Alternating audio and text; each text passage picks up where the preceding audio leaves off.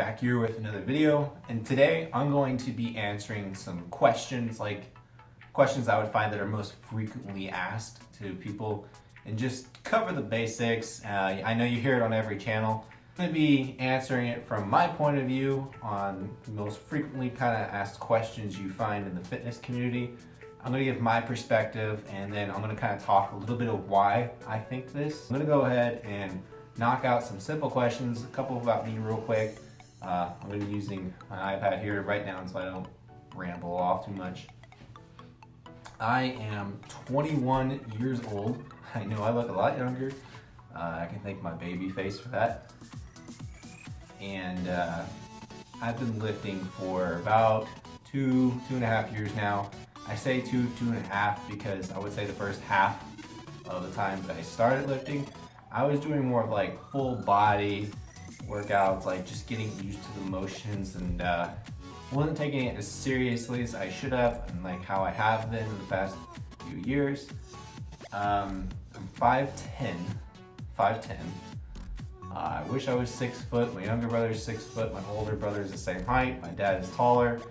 Hopefully I would grow a couple inches. I would love to be 6 feet. That would be awesome. And my current body fat level right now, I don't know.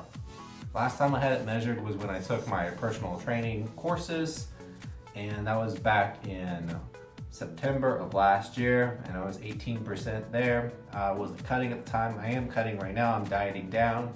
Can't you tell?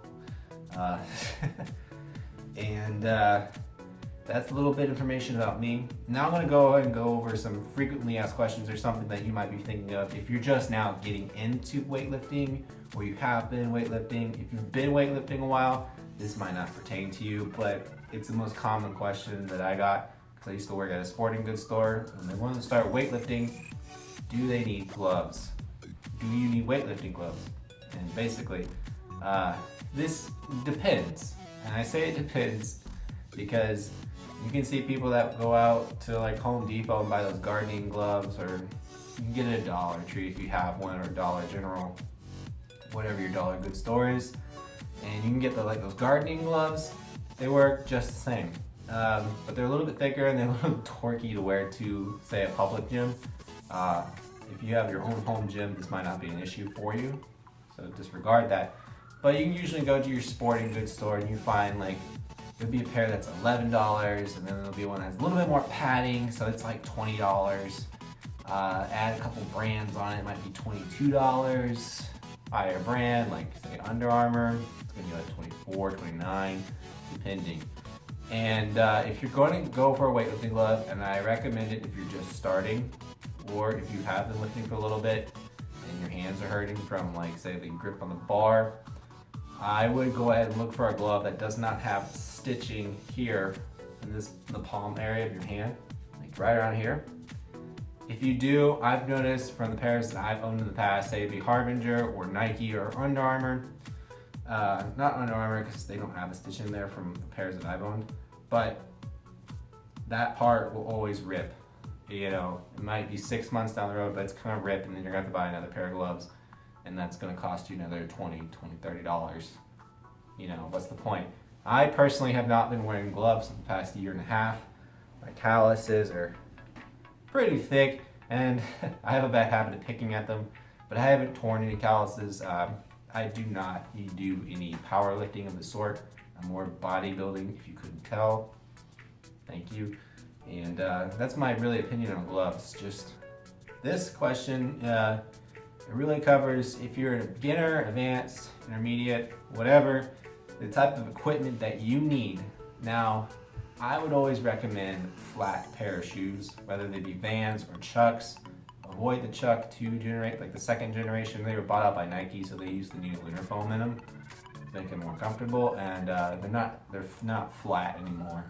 I mean, they are, but the cushion just, it's not good for squatting. If you can,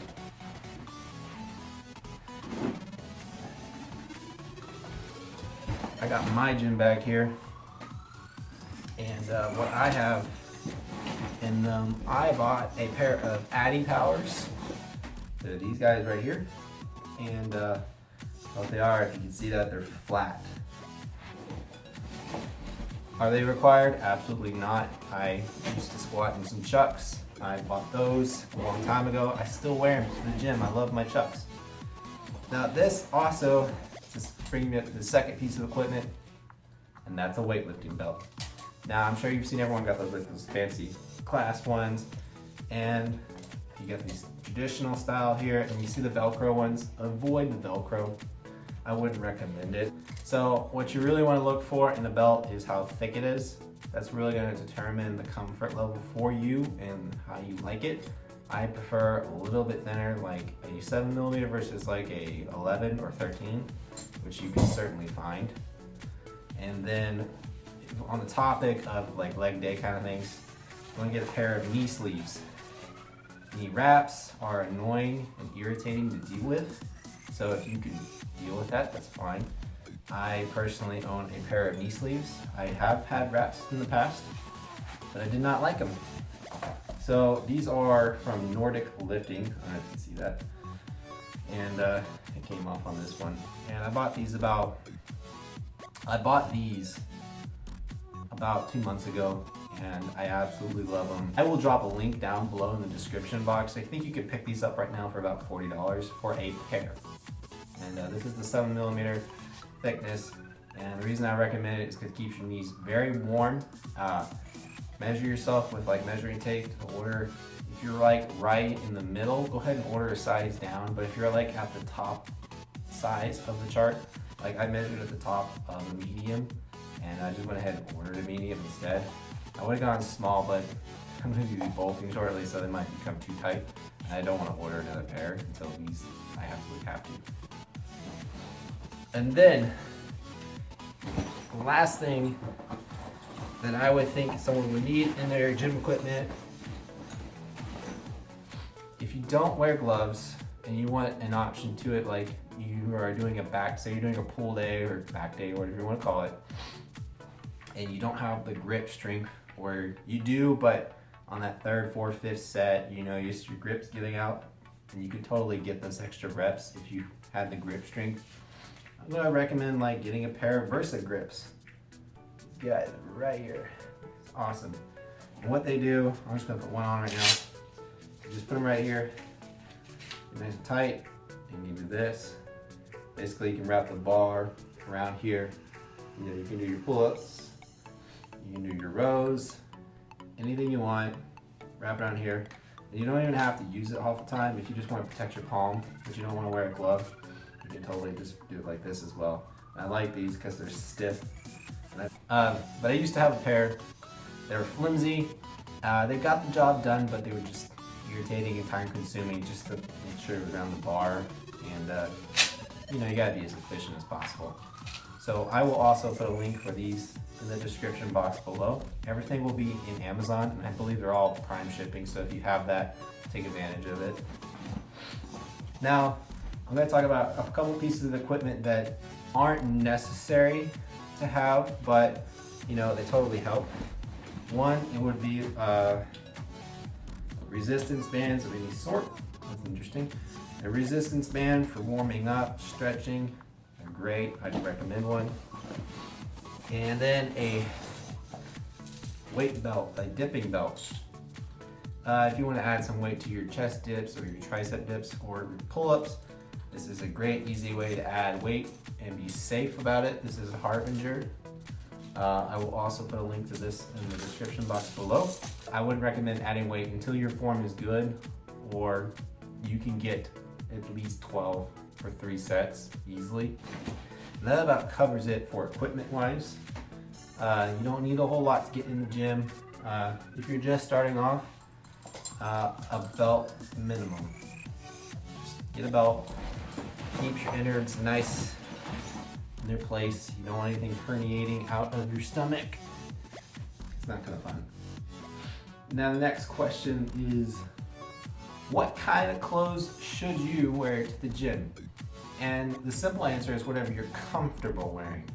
Now keep in mind you should understand what your gym allows you to wear. Some gyms say no to stringers. You can't wear it. Too much skin, particularly for the males. And because I don't like to be nipple banged in the eyes, you know, it's a little annoying. Some gyms require a towel, but the type of clothes you should wear, name brand does not matter. It doesn't. And you want to wear something that is not too tight, but loose, and is comfortable, it is breathable from a material that wicks away your sweat and keeps you nice and cool. And so that also brings me into the topic of, you see all these people wearing like Gymshark. And if you're wondering yourself, should you buy some Gymshark clothing? And that answer is completely up to you. Do I think it's necessary to wear like these brand things, Gymshark, Under Armour, Nike? If you follow Christian Guzman or Nikki Blackadder or any of the Alpha Elite team, because you'll notice I am wearing an Alpha Elite shirt, and I love their mission statement. I love the whole idea behind the company. I especially love that they're from Houston, Texas, as myself, and I love to support another Texan when I can. And I one day hope to go to the Alpha Elite gym, but that's a whole different tangent, and hopefully a future video, maybe. And the reason I wear it as well, like as I just mentioned, I hope one day to be sponsored, or at least, you know, help promote the company in a good manner and a good viewpoint, just by wearing their clothes, help promote the image of Alpha Elite. And I'll drop a link to their mission statement in the description so you can read it. I personally myself want to purchase Gymshark, and the whole reason I say it depends, you know, you should purchase it if you want to, if you like the clothing, if you like the company, go ahead and buy their shirts, buy their stuff. Yeah, it's very pricey, you know, and you know, that's what you get behind a name. You pay that extra dollar to get behind a name. You know, whether it be Nike, Under Armour, Adidas, or, you know, Alpha Elite in my case, with Gymshark, or whatever company. You pay that extra dollar for one, quality, and two, the name behind the company, or behind the shirt, I should say. And when you buy these shirts and you wear them to the gym, you know that maybe somebody else also knows about that company, and they go, wow, they're wearing, you know, whatever. And that's kind of like a boost to your morale, you know, give it a boost your ego a little bit too.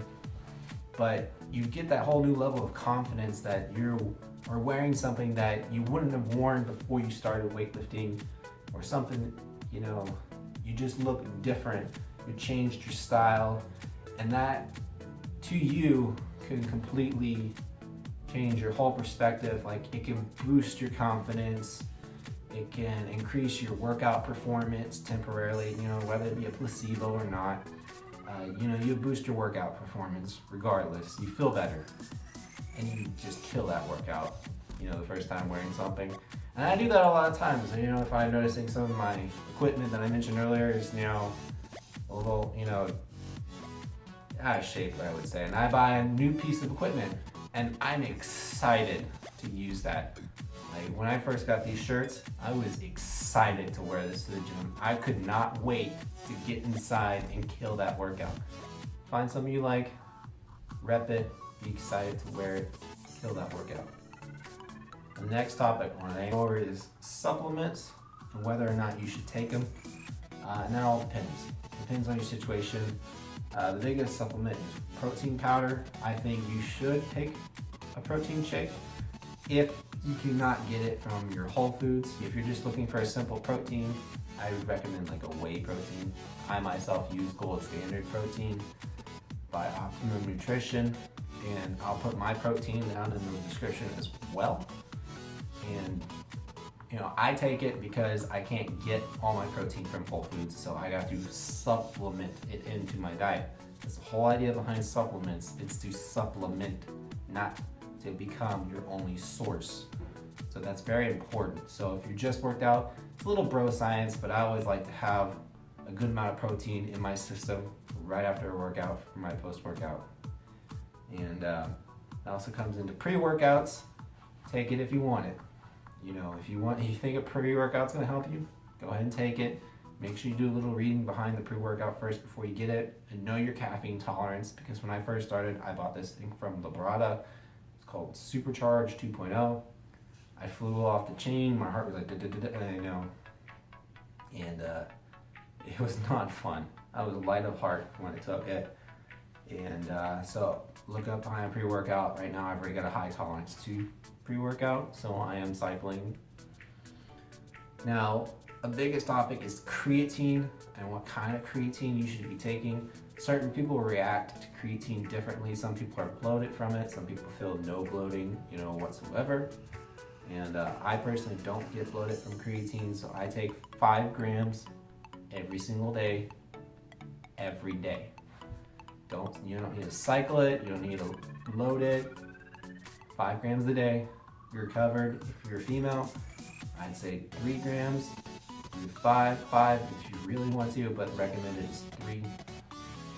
And so you see like creatine monohydrate, which is one you should be using. If you notice you react to that one, there's all sorts of creatines out there, and you might react a little different to each one. But the one you want to look out for is creatine monohydrate. It's super cheap. You can get about 200 servings from Opti Nutrition for like $13. So great price. And then there's beta-alanine. Creatine and beta-alanine are the 2 most studied supplements, and they're the most proven to work.